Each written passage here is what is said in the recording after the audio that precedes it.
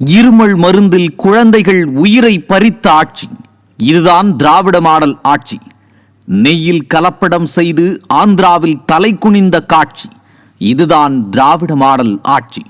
பாலியல் குற்றவாளியை தவறாக சிறையில் இருந்து தப்பவிட்ட ஆட்சி. இதுதான் திராவிட மாடல் ஆட்சி.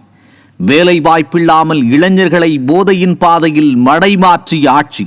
இதுதான் திராவிட மாடல் ஆட்சி. மின்சார கட்டண உயர்வால் மக்கள் திணறும் காட்சி. இதுதான் திராவிட மாடல் ஆட்சி. விவசாயிகளின் கடன் தள்ளுபடி வாக்குறுதியை நிறைவேற்றாத ஆட்சி. இதுதான் திராவிட மாடல் ஆட்சி.